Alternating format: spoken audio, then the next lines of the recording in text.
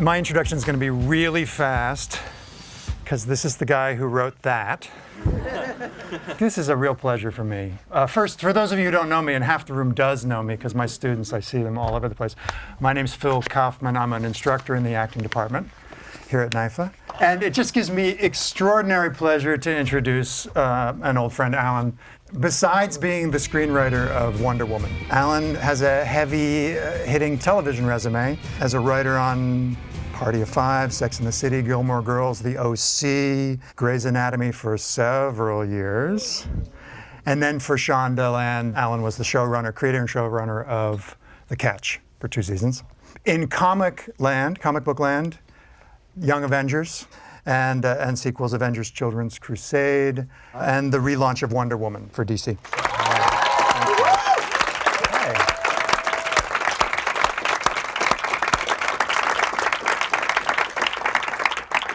And we're going to go to questions pretty quick, so those of you who have questions, we'll get them all in, I promise. I just wanted to open this up by saying you've been orbiting this character for a long time now, and can you talk about how that began for you and the evolution of that, and then maybe the various forms it took, and then, of course, how did you get aligned with this project? It's such a weird story. So I think it was a cartoon called Super Friends when I was 7 years old, I think. Because that was before the Linda Carter Wonder Woman series that took place in I think it started in 76. So I got exposed to the character really early on and fell madly in love with her. And was obsessed with her comics for a long time, and then flash forward after I met Phil and I had graduated from college and moved to New York, I had written a play about her. My first produced play off Broadway was about Wonder Woman. It's so weird. That was in 1994, and that play got me out to LA into writing TV and eventually writing movies. And then I ended up writing the comic book because DC knew that she was my favorite character. And when they relaunched Wonder Woman in 2005, Dan DiDio, who's the publisher, offered that book to me. And I couldn't say no, even though I was really busy doing Grey's Anatomy. And then when I left Grey's, there had been a Wonder Woman TV pilot that was sort of a disaster, an expensive disaster for NBC and David E. Kelley.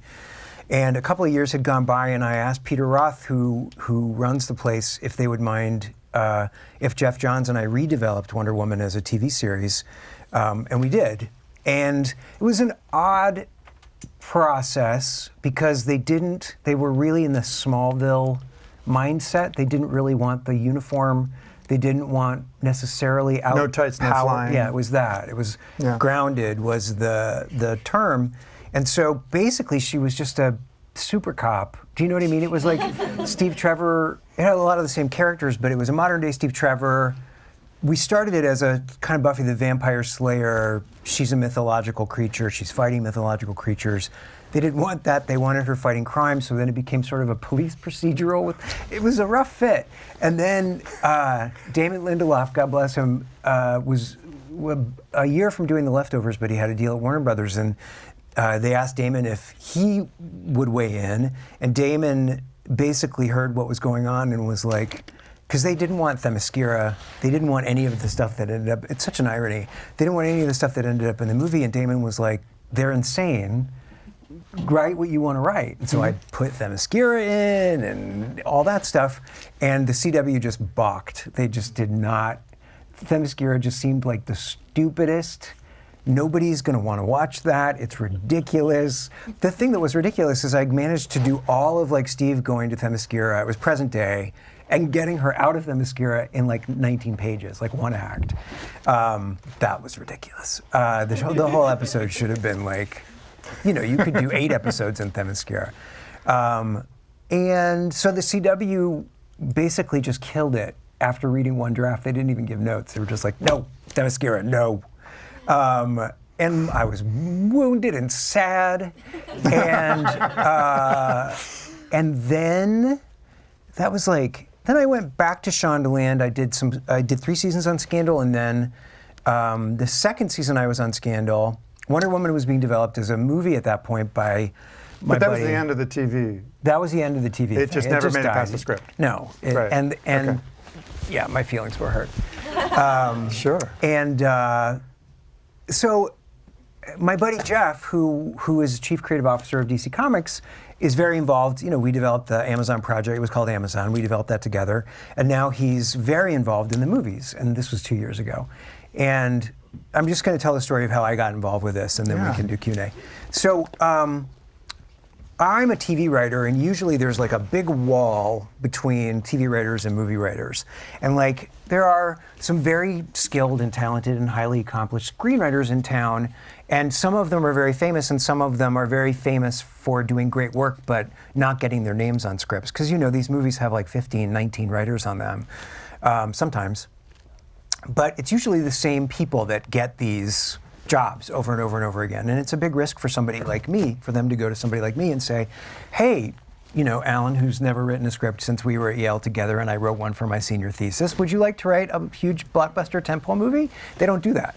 So I've just been quietly supportive of Jeff for these past few years as he's worked with his people. And Wonder Woman was about a year into development, and I didn't ask a lot of questions about it because I frankly didn't want to know. And then he called and said, we've hit a wall. This was after about a year of development.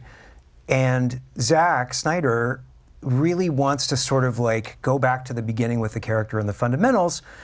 And he wanted to get his team together with Jeff's team and like really talk about core character concepts. And Jeff very graciously said, there's only one person I want on my team, and that's Allan. And so Zack was like, cool. Ask him what he wants from Tender Greens, and then see what time he can get here.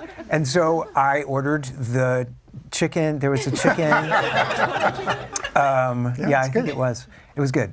And I got permission from Shonda to leave early so that I could get to Pasadena by 7:15, which from Shondaland is quite a drive at that time of night.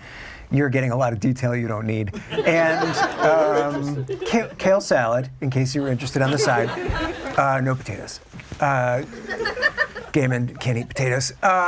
So I get to Zach's, and it's like me and Jeff, and Zack and his assistant, Trevor, who's awesome, and his team.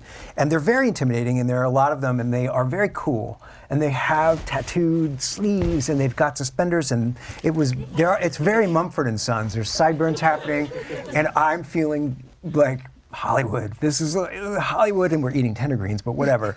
So we sit down, and he starts pitching me where they are with the movie, and it's. So he's pitching you. He's pitching me. He's saying, dude, here's where we are. He dudes me. He's saying, dude, here's where we are. And he's very like this. And Jeff has already told me all this stuff, so I like write on my yellow legal pad, can I just tell Zack you already told me all this stuff? And Jeff was like, so I say to Zack, he's already told me all this stuff. And Zack's like, oh, thank fuck, because I can't stand the sound of my own voice. So I said, well, here's the thing. The story that you're pitching me is very much like her story in Batman vs. Superman. She has a brief arc, but she has an arc. And it feels like you're telling the same story twice. I said, for me, and I don't know if this is interesting or not, but I said there's really only one essential Wonder Woman story, and then it gets harder to tell stories about her after you've told that story. And that's the origin story. And it's a fish out of water story, and I referenced Splash, and I referenced mostly, I said, the problem with Wonder Woman, as I have discovered trying to develop her, was that she didn't have an origin myth that was primarily emotional and relatable. People get scared by the gods, they get scared by the Amazons, there are a lot of Greek names, there's a lot. And Batman, it's super easy. His parents get murdered and he wants revenge. Super easy. And Superman is the ultimate immigrant story. You know, he loses his parents and his planet, and he goes to his adopted planet and is just trying to be loved by being a good boy. And we can all relate. And with Wonder Woman, it's like, she's made of clay, and oh God, it just stops there. And so I said to Zach, and I later got in trouble for it on the internet for talking about this, but what I said to Zach is, to me, it's The Little Mermaid. It's a really emotional story about a young woman who's grown up in this very closed world, something a lot of us can relate to, wanting to go out on her own and try to be herself and a good person and live up to her parent, make her mom proud. And you've got a parent like King Triton in The Little Mermaid, if you know that work, who is really knows how bad the world is and knows that he's offering his daughter up, or her daughter up, if you're Hippolyta, to a world that does not deserve her. And so I tell this story to Zach, and Zach is like, I can tell that I approach things differently, I guess, Zach's movies are very, they're not emotional, primarily emotional, and I tend to approach things in a primarily emotional way. So I didn't expect Zach to respond necessarily, but I was there to eat my chicken and save my piece and go. And at the end of the night, and Zach's people pushed back, and I think they really were trying to protect him and protect all the work they had done. And then we walk out to the parking lot after about 2.5 hours, 3 hours, and Zach is like, so what are you doing tomorrow? And I was like, well, Scandal. What's going on? And he's like, well, do you think you could be here by 7:15? And I was like, for what exactly? And he's like, dude, we're going to do your movie. And I was like, what? And he's like, yeah, let's do that. We should do that. Like, I'll get whiteboards. It'll be you and me and Jeff, and we'll just re-break the movie from scratch. And there are 8 people back in 10 He hasn't talked to anyone wearing suspenders back at the ranch with the sideburns. The suits. So I was like, okay, I'll do it, yeah, okay. So Jeff calls me and goes, dude, you're writing the Wonder Woman movie. I'm like, no, what? So it went on like that for a really long time. We rebroke the movie, and in what I want to say is 3 days, I had to write something for him to pitch to the studio that Monday. So it was like Wednesday, Thursday, Friday, write, Saturday, Sunday. Zach pitches Monday. They greenlight this movie that we've just rebroken over 3 days. He says, dude, now you have to write the treatment. I'm like, I'm full-time on Scandal, dude. I can't. So he's like, you can do it. I know you can do it. And Zach is awesome. When he looks at you with his surfery eyes and his tattoos, and he tells you can do it. No one talks to me that way okay, if Zach thinks I can do it, I can do it. So I write this treatment in a week, and it's a lot of words on a page. And then Zach is like, cool, that got approved. You're writing the script. And I said no, because they needed it in no time. The movie had a release date. We're now up against it. Michelle McLaren is scouting locations. That's who was directing the movie at that time. It's happening. And I know myself, and I wasn't going to put myself in a position where I could fail at the outset. So I said no. And he was like, do you want me to call Shonda Rhimes? And I said, no, please don't do that. I'll talk to her. Why don't I talk to Shonda? And we'll just see what happens. Knowing Shonda's like, fuck no. So you're mine, I've got you. I call her assistant. I'm like, Abby, does she have 5 minutes in the morning? And she's in my office like that. And she's like, are you quitting? I was like, no. I have 2 more years on my deal with you. You own me. However, something has come up, and she is an extraordinary woman. We could do hours on how extraordinary Shonda is. Shonda said, well, you have to do it. And I was like, what? And she said, well, it's Wonder Woman. You have to. And she made it impossible. I went down to 3 days a week. Nobody does this. No showrunner in town would have said this, except Shonda Rhimes. And she said, you have to write Wonder Woman. And so that's how that happened. Wow. There's a larger story that involves my then finding out that because they have 4 other writers under contract at the same time, all 5 of us are writing the script at the same time from my outline. It's a nightmare. But we don't have to go into that because the happy ending is the movie was made and it was that movie. So Zach was true to his word. Yeah. Oh, well, thank you. But listen, if Jeff hadn't, look at what happened. There was no job for me. Yeah, there was no job. They didn't call and say hey, you want to write the Wonder Woman movie? Jeff said, will you come and talk to Zach? And if Zach hadn't been open and hadn't seen the value I mean, you saw it. It's a relationship movie. It has some fighting in it and stuff, but it's about these two people and about a mom and a daughter, but like, it's a relationship movie. That's what it's about. That is a profound change from the way that, and I was convinced that Zach, because of that hasn't been what he's done up until now. Like, Zach is a hero to me for championing this vision of this movie. And then when we lost Michelle, who wanted to make a different movie, Patty Jenkins got involved and really embraced it and took it to the next level. Yeah. And I mean, she's just an incredible human and collaborator and person. And Jeff Johns was involved the entire time too. So, and you know, Zach and Debbie Snyder gave notes all along the way. And it really was this incredible group effort. And a very loving one. And I did not get fired, although I did try to quit 16 times. And they just wouldn't let me. Well, they started counting. Like, Warner Brothers started counting, because they just stopped listening to me talk about it after a while, because I would be like, it's something, I guess I learned it from Amy Sherman-Palladino, because she created Gilmore Girls, and she has a very specific vision, and whenever Warner Brothers would push back, she'd say, okay, then I just won't do the show, because I don't know how to do it that way, so I'm gonna go. And they would go, no, Amy, stop. So that's what I would end up doing, is go like, that is a totally valid way to go. I don't know how to do that, so I'm gonna go. And they're like, wait, stop. Okay, we'll do it your way. Wow, there's a whole tangent here on your relationship to powerful women showrunners, Amy and Could it be a mom thing? Could it be some unresolved mother stuff? Tell me about your mom. But that is just an awesome story. Well, it's a weird one. It's because not how I thought. It isn't. Yeah, it's just happened. Not the way it's done. No, but there's a core like authenticity to it. You just show up. You just showed up with the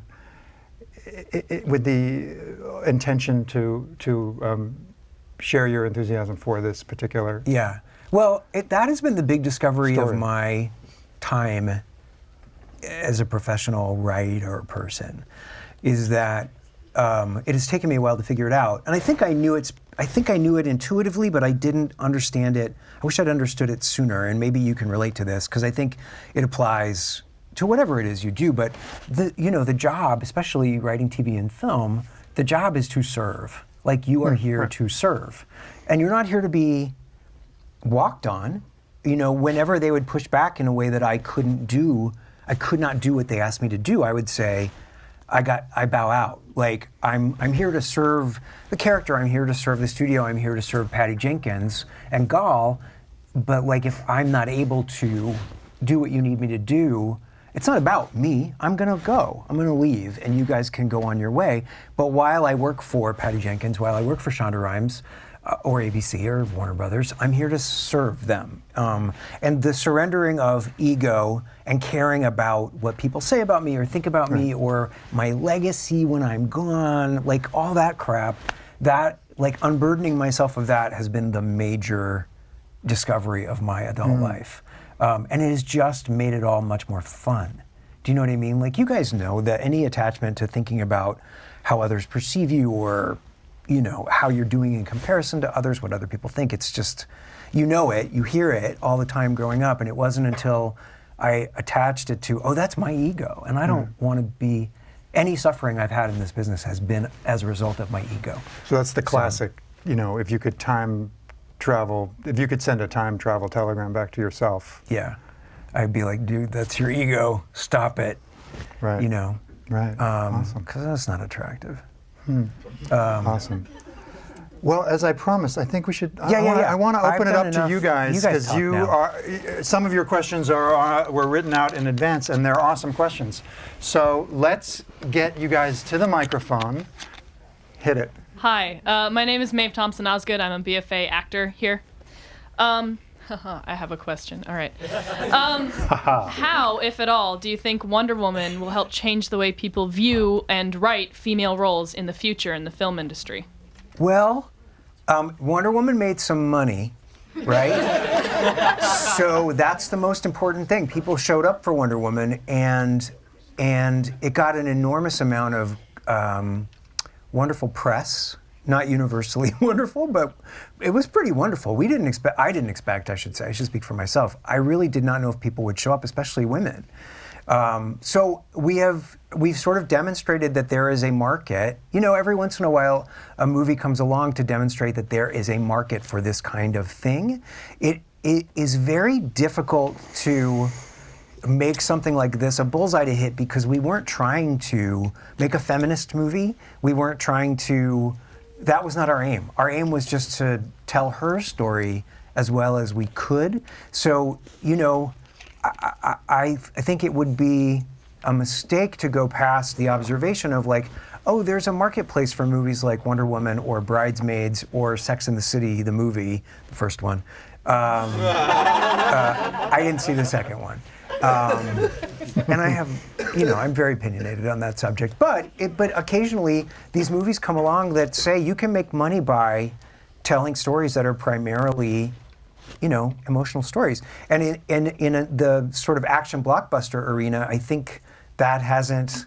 I mean, James Cameron would disagree, obviously, and rightly so, because those movies do have female protagonists. But I don't know. Yeah, I mean, those are exceptions too. But for some reason, I guess, well, that's a really good way of answering the question. It's like those movies existed and were huge hits, and we did not see a huge glut of that happening after that. And I don't know why that is. Do you predict there's just going to be a string of for lack of a better word, imitators? No, I mean, I still think you have to get it right, and it's a little scary. So I don't know. I know Marvel's, you know, obviously doing Captain Marvel, which I hope is great. And I know there's been interest at DC in sort of taking that Harley Quinn character and doing more with Harley Quinn.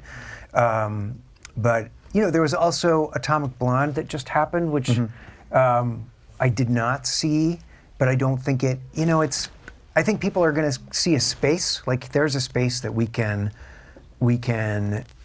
serve, an audience we can serve. It's just a matter of. It's not going to be this is not a formula you can replicate, I don't think. Right. Do you know what I mean? Even Wonder Woman 2, I was involved in early talks for Wonder Woman 2, and it's, you know, it's not a magic trick you can do twice. You really need to come up with a compelling and emotional story that can stand on its own. So, I don't know. I feel like I've answered it and re-answered it, but not answered it at the same time. Enough. Okay. Thank you. Great. Who's next? Hi, my name is Kimber Essex, and I'm a MFA producing program. Hi. Hi, my question is, do you develop the characters as you write, or do you know everything about the character in the first draft? It depends. It depends. You usually do not. I think you know the character. For me, I'll just speak for myself. I don't do like rigorous character bios, but I know enough about them before I begin. I have to know their voice, and I have to know their heart, and I have to know what they want. I don't necessarily need to know where they went to graduate school or what happened when they were in 5th grade. Especially in TV, what I've learned is, you know, with a lot of these series, we don't get into the characters' backstories until like seasons 2 and 3, and that's really helpful because as the character sort of grows, if you know, the characters change over time, and so the backstory I come up with for George O'Malley in season 3 of Grey's Anatomy is going to be much more layered and complicated and wonderful than the one I started out with if I'm Shonda Rhimes at the beginning of season 1. So for me, the short answer is I know their voice and I know their heart, and I know how they're different from all the other characters they're interacting with because everybody needs a different point of view and a different attitude to create conflict. Okay. But I don't know where they went to elementary school. Okay. Does that make sense? Yeah, that's good. Okay. But I stay open. Because sometimes the characters will tell you who they are. I mean, if you're really in the flow, they'll really tell you who they are. Okay, thank you. Sure. Oh, I should give one example. The Catch, which I don't know if anybody has seen, but it's Mireille Enos played this private detective who's in her late 30s, early 40s. Mireille came to me after reading like 4 or 5 scripts that I had written and said, I've come up with a backstory for my character, and I don't know if it's accurate in terms of what you were thinking, but it's the only way that I can sort of make sense of all the different things that she is. And can I just tell it to you? And she's one of the best humans I've ever encountered on any level. And she's a phenomenal actress. And I sat in my office and I was like, please tell me the backstory so I don't have to come up with it. Can I record this? Yeah. And she did, and it was brilliant. It was brilliant. She came up with stuff I would never. There was a background at the circus. It was crazy. It was wonderful. And so I said yes to that. Like, let's do that. But that was 4 or 5 scripts in, and she brought it to me.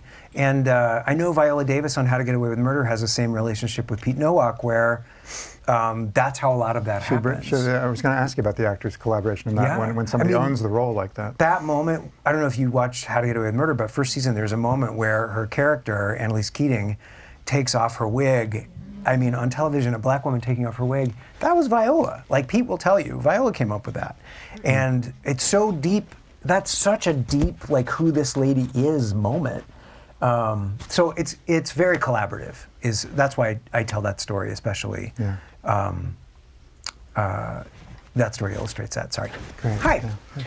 Hi, I'm come from MFA filmmaking program, and I want to ask 2 questions. Sure. The first question is the process for screenwriters to write scripts for movie universe. For example, DC universe, there are like Batman vs Superman, Wonder Woman, Justice League, and the screenwriters, they have a meeting together and write a script for the same time, or there's like one script finish and the other team just follows. And this is my first question. Sure. And the second question is, because many superhero movies, they have a bonus track when the movie ends. So why don't you guys write a bonus track for the Wonder Woman? Or if you have a chance, what kind of plot you will design for the bonus thing for the for Wonder Woman? Those are good questions. So the first question, it happens a lot of different ways. What happened to me is what happened. I shouldn't say that. In my experience, I ended up breaking the story, talking about the act breaks and the scenes in a room with Zack Snyder and Jeff Johns and whiteboards and a magic marker. And that is why the story is by me and Zach. There's a guy called Jason Fuchs who also gets a story by credit.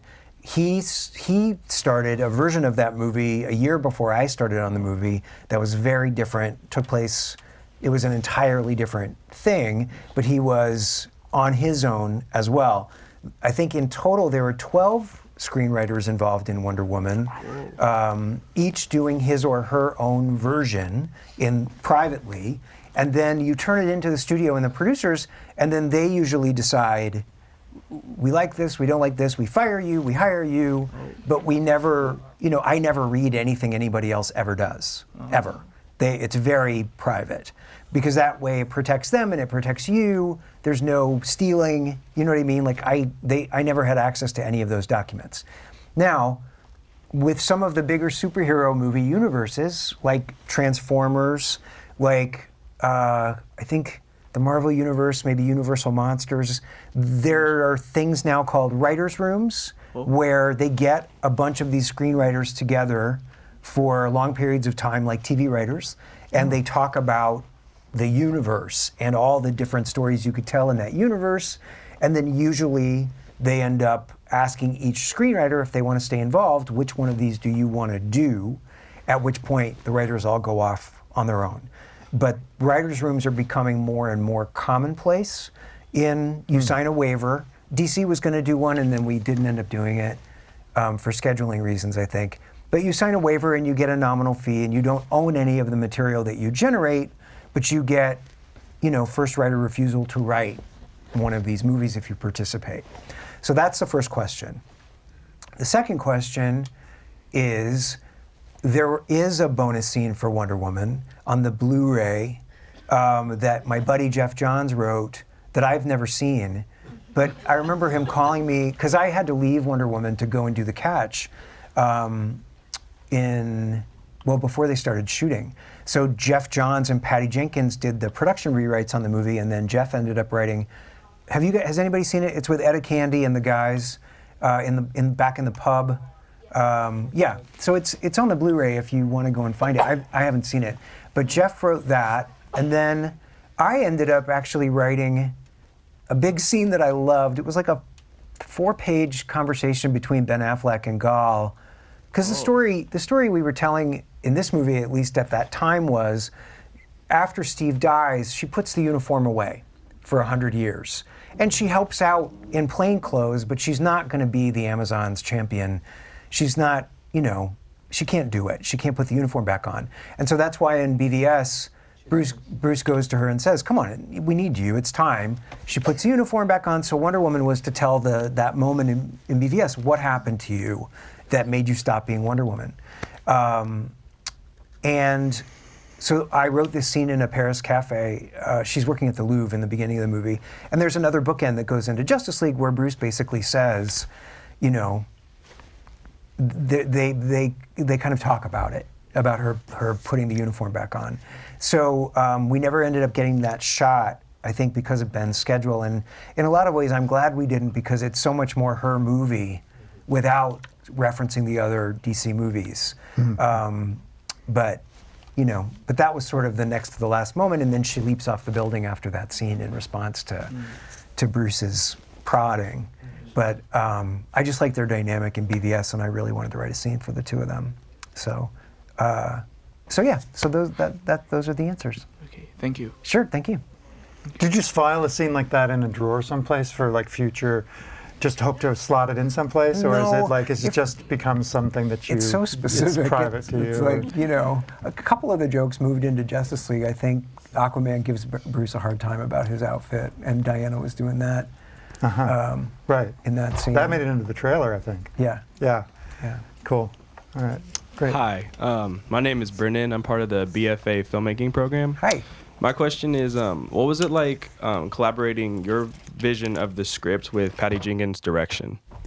Well, she's incredible. I mean, when Patty came on board the movie, I'd only written the first half. She came on board at page 60 because the way it was scheduled, I had to turn in, every 21 days I had to turn in another set of pages. 30 pages. I think it was four segments of 30 pages. So Michelle left the movie at page 60, Patty came on board the movie at page 60. So we were actually able to build the back half of the movie working very closely together off of that treatment I had written. So where there were places where Patty didn't understand a scene or thought maybe we could go in this direction, like we were on the phone or having meals together daily. We had a very close working relationship, especially on that back half of the movie. And then once that was done, I went to London where they were prepping, and we worked through the entire script together for a 3-week period. Shonda Rhimes, let me go to London for 3 weeks. Oh, that's great. And then when I left, I didn't get to see them because I was busy doing The Catch. But up until that point, we were talking every day and emailing all day, every day. So it was super ever close. visiting during filming? I never could get away. I mean, they invited me, which was nice. Sure. I've never met Gal or Chris or anybody. Wow. But yeah. She's not dropping by tonight? I'm sorry. Damn. She's supposed to be super nice though. She and Patty are really tight. Patty loves her. She's supposed to be as awesome as you think she is. Great. Thank you. Sure, thank you. Mm-hmm. Hi, my name is CCTV Ba, and I'm in the BFA program for acting. Hi. I have 2 questions. Yeah. My first is, I'm curious to know if there was any scene in particular that you had a really hard time writing or getting out, what you really wanted. Yeah. And my second is, did you have any inspiration for the character Etta at all, or did she just come from? Oh, Etta? Yeah. I'll answer that one first because that's easy. Okay. Kind of. Etta is a character from the comic books. She's very different in the comic books. And I thought we might get in trouble because Etta's an American sorority girl in 1944 when Wonder Woman first started. And she's basically the first friend that Diana makes in the US. And she is an overweight gal who is addicted to candy, hence her name, ate a candy. It's a pun. It's terrible. And her watch cry was woo woo. Like whenever Etta would get excited, she would shout "woo woo," and she and her sorority sisters, the Holiday Girls, would help Diana fight crime. So, and she was boy crazy, and she was not Lucy Davis at all. And I imagined when we decided to make her British, to move everything to London and make her British, she just showed up as this person. And Lucy's so brilliant. I think I had Emma Thompson in my head, Emma Thompson's voice in my head a lot of the time writing it. And Lucy is far, she's doing her own thing, which is great. But Jessica Hines, who's also a favorite of mine, who's now Jessica Stevenson, who was on Spaced. I don't know if you saw Spaced. Phenomenally talented writer, actress, comedian. She was in my head. But she just sort of showed up. So that's odd. But nobody minded that we transplanted Emma. I haven't read any negative press about that. The hardest thing to write, I'll tell you the thing that kept getting worked, and even this version could use some work. There are two sections. One is the history lesson at the front of the movie, where Diana learns all that mythology, because it's just so much. It's beautifully illustrated. But I wish I could take another whack at it.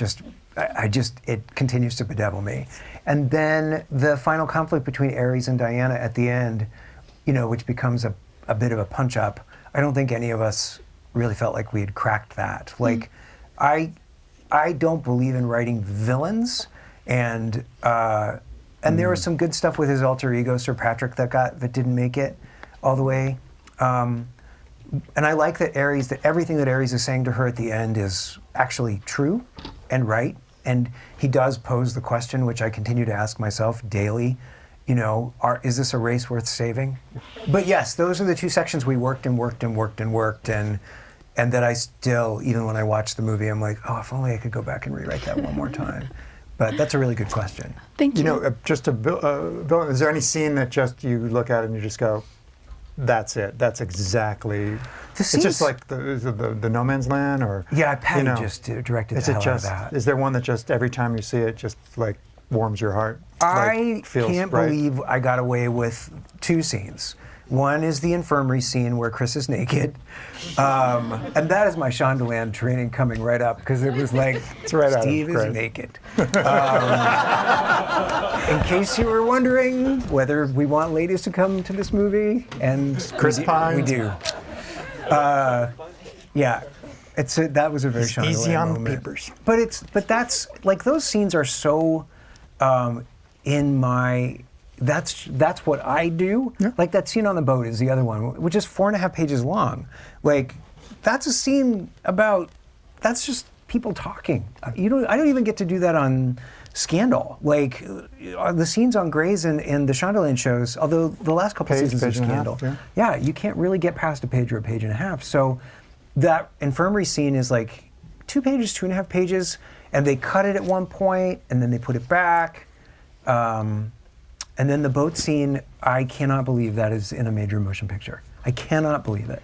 And it's a little shorter than, I had them talking about Diana's religious beliefs a little bit longer. And Chris improv'd one line that always gets a laugh. Oh, please, what line? Where he says, because earlier he says, I'm not average, the whole average run from the, like, I got dick jokes in Wonder Woman. It's crazy. It's crazy. But then Chris does a callback, like it takes someone with vigor. Like, that was Chris. Like, he does the callback to the penis scene. So those are the scenes that I'm Great. like, I still cannot believe they made that. Yeah. Great. Hey. Hi. Thank you for writing this really wonderful woman movie. Oh, thank you. My name is Hiroki Osawa. I'm graduated director from this school. Okay, and my question is, how do you refuse the James Cameron's opinion, the criticism? Oh, of the movie? Mm-hmm. Well, I mean, I felt like what James was sort of taking issue with was all the attention that the movie was getting as a breakthrough. Because if you're James Cameron and you made Aliens, and arguably, well, it's Terminator and Aliens, right? Linda Hamilton is and both Terminators. Linda Hamilton is really the star of those two movies, and then Sigourney Weaver is the star of Aliens.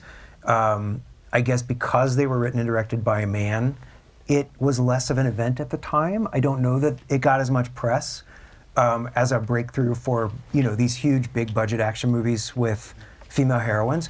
I took that as the point. Like, look, guys, I did this 20 years ago, so don't think you're all, you know what I mean? Like, it's getting a lot of attention, and they're calling it a breakthrough. Well, what about what I did? Because I did that, right. and nobody's talking about that right now. So that's where that's how I heard it.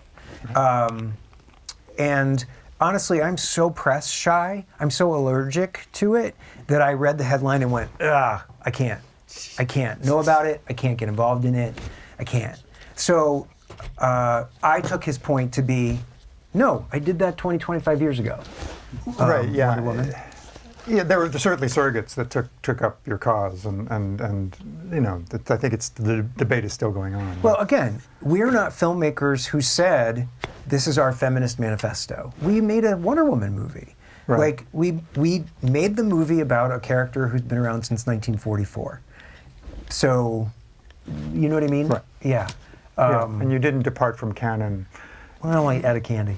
But we departed from canon a little bit, but the core of what she is and who she is and what her mission is, we did not stray from canon at all. At all. Yeah.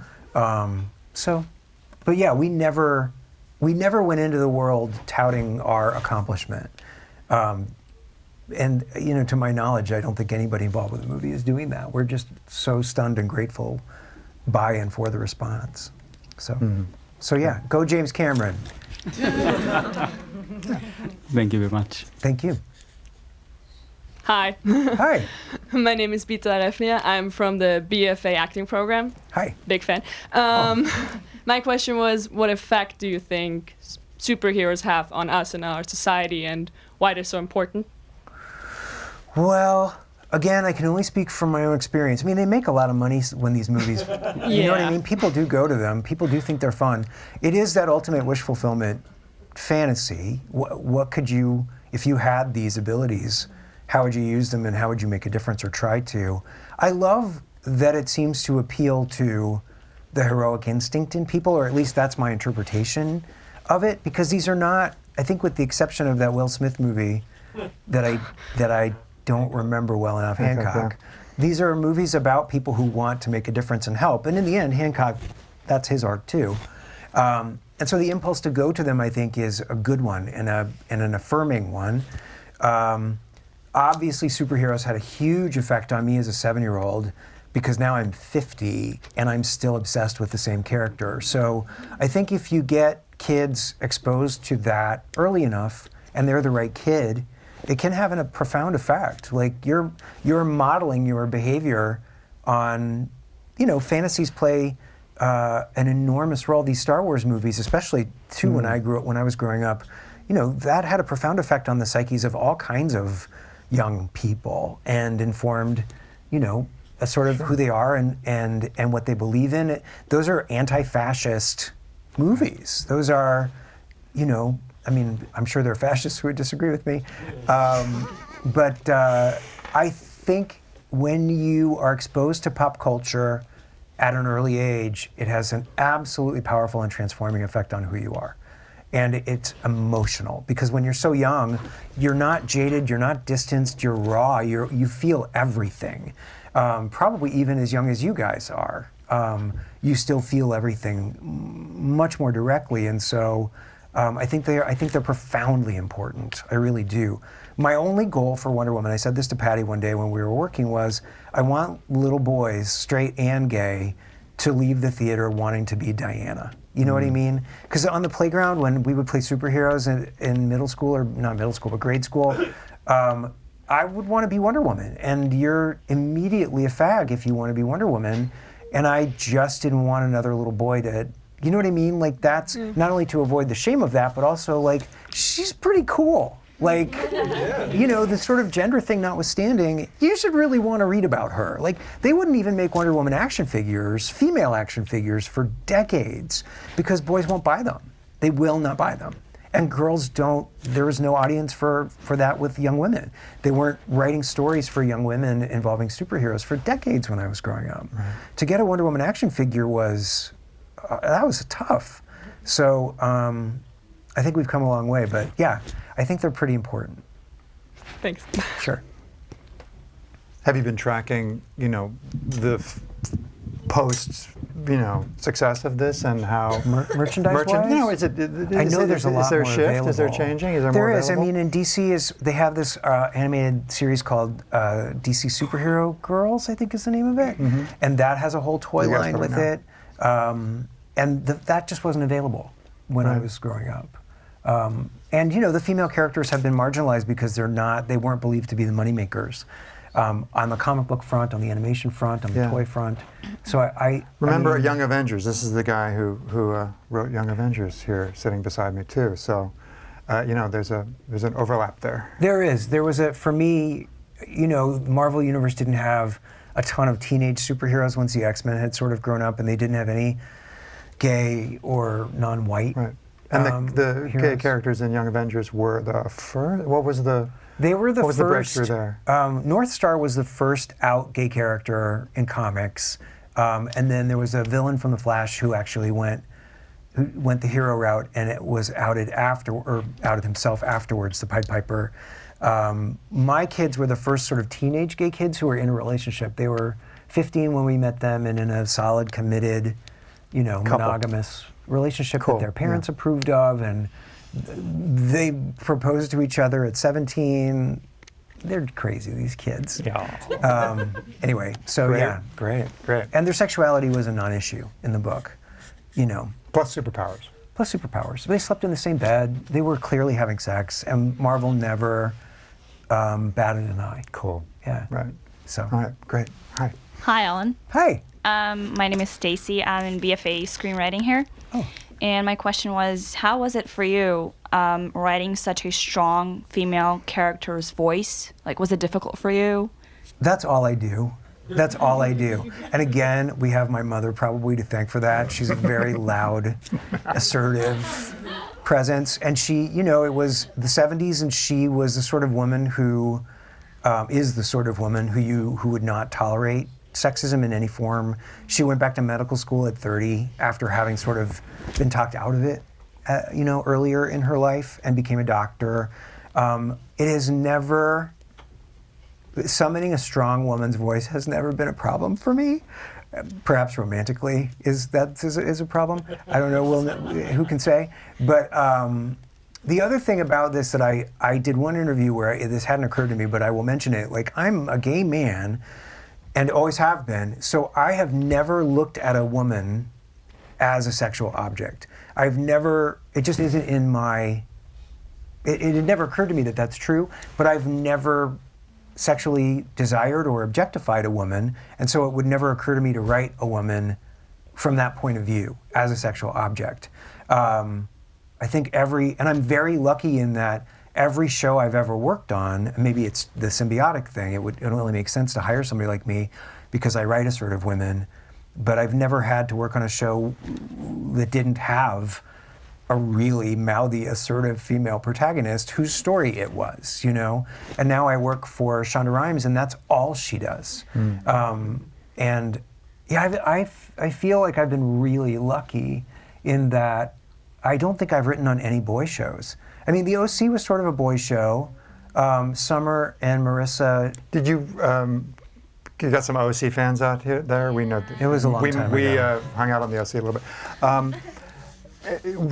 Were there certain characters on the OC, and I would say the same thing for Grey's, that you were more drawn to writing? Were you writing Christina? Were you writing Meredith? Were you writing? No, we were you writing Summer and Marissa on the all OC? Of them. No, we wrote all of them all the time. Yeah. I mean, my favorite character to write was Luke, the Chris Carmack character, because I was, I was in love with, the character and Chris and everything, and I was just determined to give him like a soulful, sensitive side.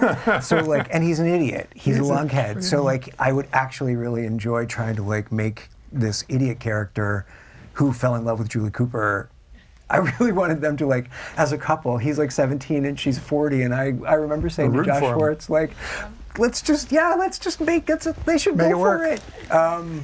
But no, I've never been on a show where it's like, okay, you're our go-to guy for that character. I know some shows do it. Some Right. shows do it. You're the voice of that character. On Scandal, I would get a lot of Cyrus and a lot of Melly, but because we group write all the Scandal episodes. But yeah. Great. So I've been really lucky. I have my mom's voice in my head, and never having sexualized a woman in any way. I think it really has affected how I approach them. I don't approach them any differently, except that, and this is important, I know the world treats women differently. And so when I dramatize, when I have a woman saying something or doing something, I'm always aware of the context and the world in which she's operating. Does that make sense? Yeah. Politically. So I don't want it to sound like I blithely, like, characters are characters, and men and women are the same. They're not. They're not the same. The way the world treats them is not the same. And especially in Shondaland, we never take that for granted. So I guess that's my answer. Thank you. Thank you. Hi, my name is Ines. I'm in the Master of Screenwriting. My question is how much you picture or describe the battles and any of those difficult scenes, like the set pieces on your script that we saw on the movie. Yeah, I had the same question. So, in your script, how much of the description of The battles. No Man's Land or, Yeah. or the attack on the beach? It's pretty. I mean, it's pretty thorough. You don't choreograph all the fight scenes, but there are moments where, especially between, in the training sequence where Yeah. it's plot, where, it's pretty detailed. The story has to move forward within Yes, you're using the battle to tell the story. Right. You know what I mean? So I'm not an action guy, but then like this movie isn't really an action movie. There are those moments in it. I have to write it specifically enough for Patty to go work with a fight choreographer and a storyboard artist to base it upon the script, but then they have free reign to make those sequences as big or as small as they want to. The other thing to think about is page count. I got to keep my page count down for the budget, so I'm going to always opt for less stage direction and action lines because I like my dialogue, and I know that that's going to expand on its own anyway. So I like to keep it tight, as they say, with that stuff and not go overboard. But there are moments where I say she strikes a blow, she parries, she blocks, she feints, she rolls. Like there is some of that. Like the in first movie. bullet that comes across on No Man's Land. Oh yeah, that's all scripted. And yeah. the first cuff that comes up that Yeah. stops the bullet is kind of one. Now with that, because we don't know what's going to happen as she steps out there. But sort of. We do. Yeah. But that, Well, the guys Patty, in the trench don't know what's going to happen. As she Patty steps saw that. She's an artist who works she works very visually and from her gut. And at that point, we were working together. So there are moments like that where she's describing to me how it looks in her head, and then it's on me to sort of make that part. That's of the collaboration. That's wonderful. Oh, it's my training in TV. It's how I like to work anyway. And to find a director who really wants to do that in movies is rare. Yeah. But she's in it, man. She rolls up her sleeves and she's like. She tells you how it feels and how it looks and how it feels and what color it is, and even when she can't put it into words, she'll say it feels yellow, and then good luck trying to figure out how to put that in the script. But eventually you get there. So that's a really good question. Hello. Hi. My name is Justin. I'm one of Phil's students. This microphone's in my face. I'm sure he's nervous about what I'm going to ask. I can't wait. I don't want this. I haven't turned in your final grade yet, John. I don't want this to sound like silly or far off, but I wanted to know what has been the most fulfillment. What has fulfilled you most in this business or in your career, and is the answer to that question part of the reason why you chose this as a career? Huh, that's a really good question. Thank you. Justin. I think I started as a singer and as an actor, and I really wanted to express, you know, and I was gay, but I didn't know it, in a town in Tulsa, Oklahoma, which basically tells you everything. So I had a lot I couldn't express and a lot I couldn't be, and I wanted to.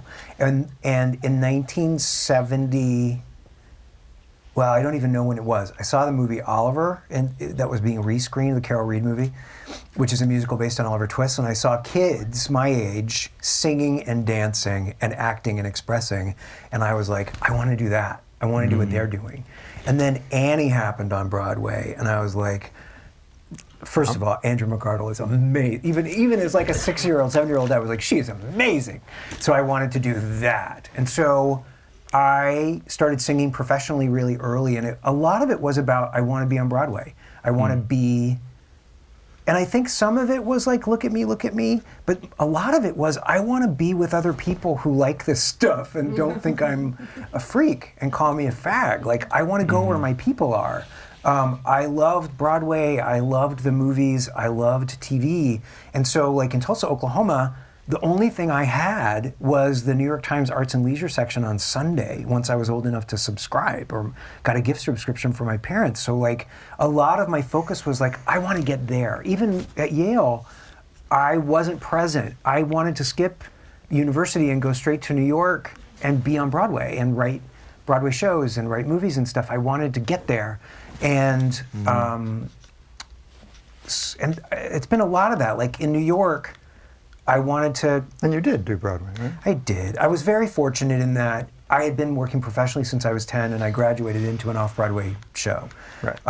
And was on Broadway shortly thereafter, where I realized, oh, these people are miserable. Like, this is really hard work. I was at the height, I was like, you know, I was in a Neil Simon show on Broadway working for Jerry Zaks with Nathan Lane and John Slatter. It was an all-star cast, and they were miserable, and the play wasn't very good, and Neil wasn't happy, and Jerry wasn't happy, and I just thought, like, no one's happy. What's going on? But again, I was like, I need to get my shows up. I need to have my off-Broadway show. I need to get on television. I need to matter. I need to contribute. I need to be successful. And so I feel like a lot of the first part of my career, and maybe you can identify with that because you're at New York Film Academy and you want, you know, you want to be able to do your thing and have people pay you for it and have people watch it and like it and let you do more. And so I feel like I let a lot of time go by, like great stuff go by, being young and wanting to jump ahead and be established and successful, whatever that means. And once I got to every time I got to the place that I had wanted to go, and this is cliche, everybody talks about this, I got to Broadway and I was like, oh, everybody's unhappy. And then I got to Hollywood and I'm like, oh, everybody's miserable. Like, everybody wants so much. They want what they don't have. They hate that he got it and she didn't and he did. And it pulls at you. You're constantly comparing yourself. I was comparing myself to other people.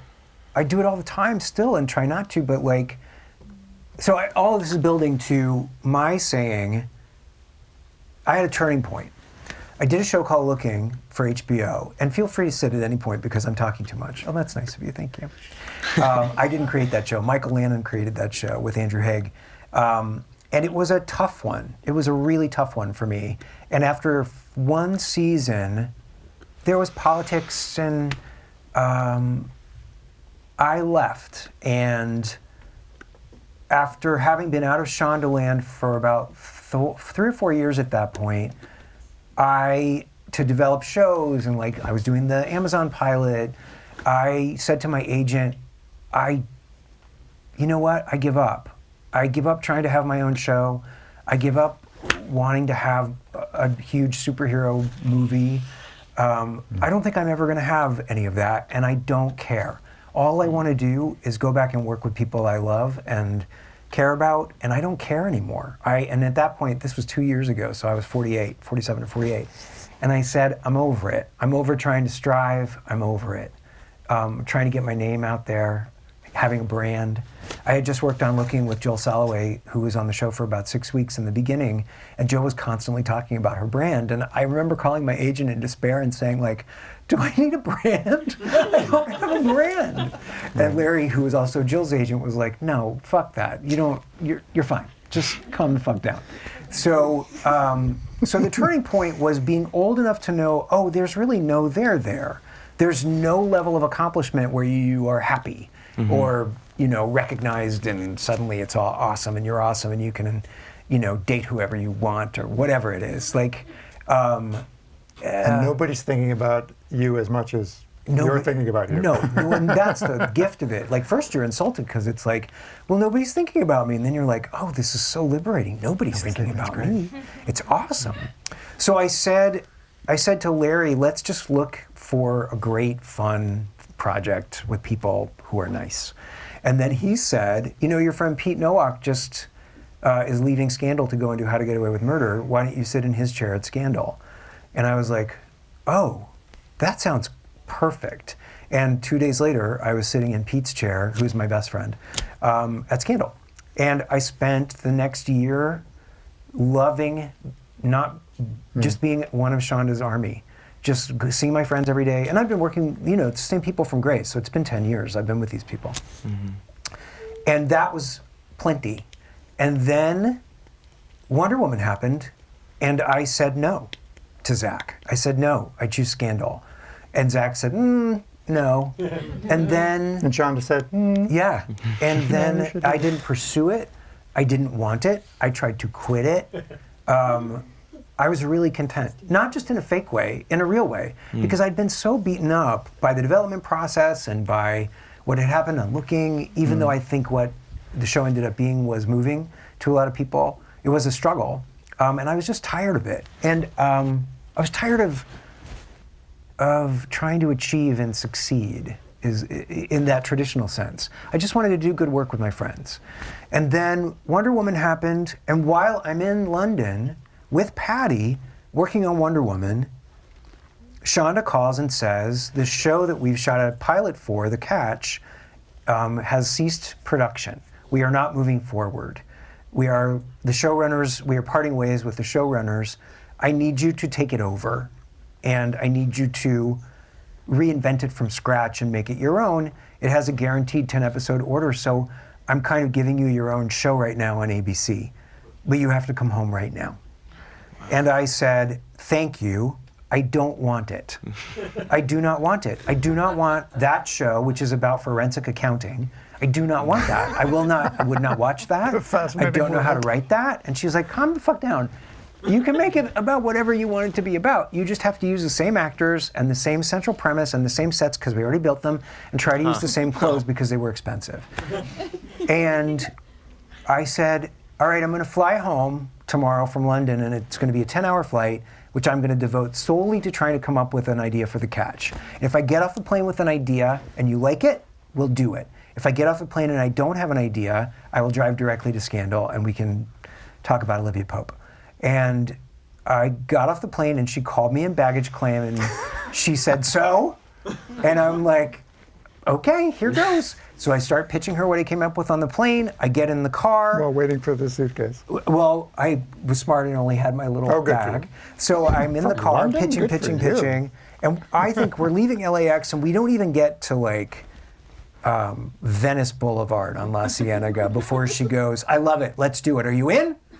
And I was like, no. I was pitching you an idea. What is it? I don't know what that means. I have questions. She's like, well, you can figure them out. That's what I'm in means. Are you into figuring out the answers to the questions? And I was like, yeah, I guess I'm in. And she's like, great, we're going to go to the studio on the network tomorrow and you're going to pitch to both. So if there's a lesson, it's giving up. You know what I mean? Like the lesson for me was about passion and about craft and not about having my name, not about having people know my name.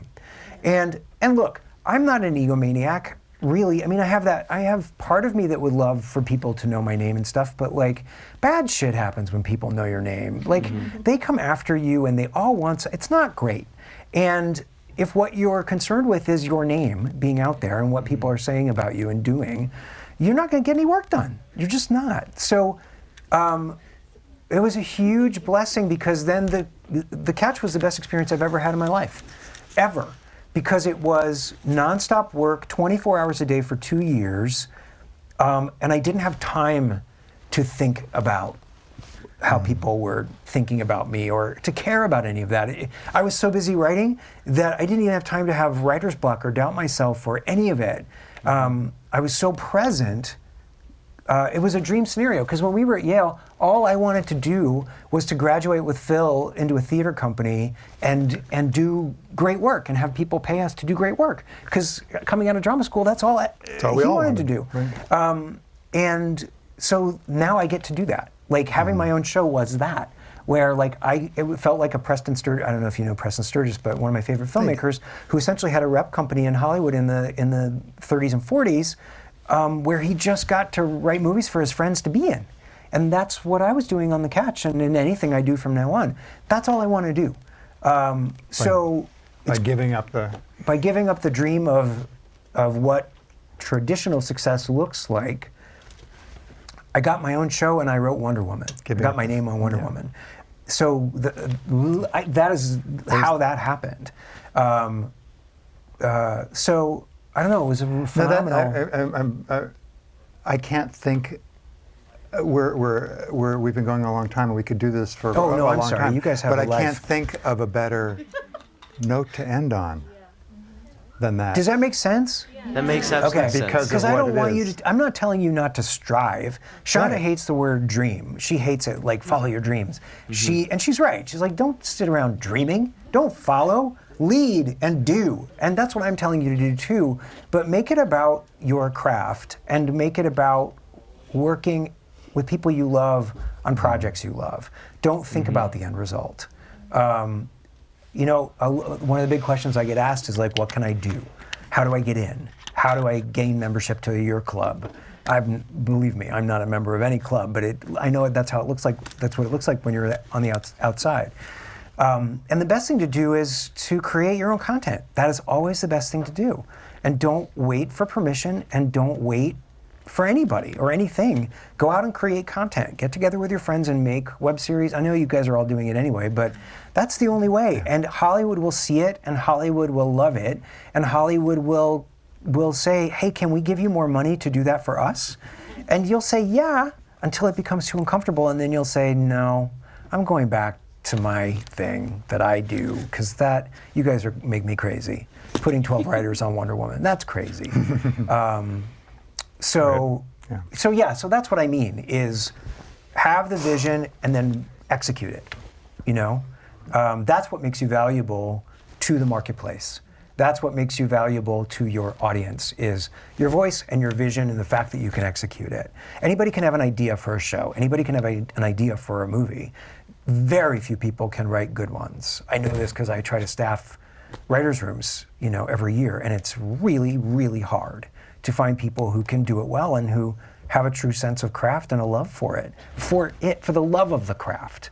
I think a lot of people just want their own show, and if they only knew, like that's a nightmare, unless you're ready for it and you approach it the right way, or unless you don't want it. Yes, exactly. Anyway, sorry, I went on a bit. No, it's all good. It's all good. We should wrap it up, but let's. That was a good Allan, question. That's a great question. Good, great. Let's wrap it up. Thank you. Thank you, guys.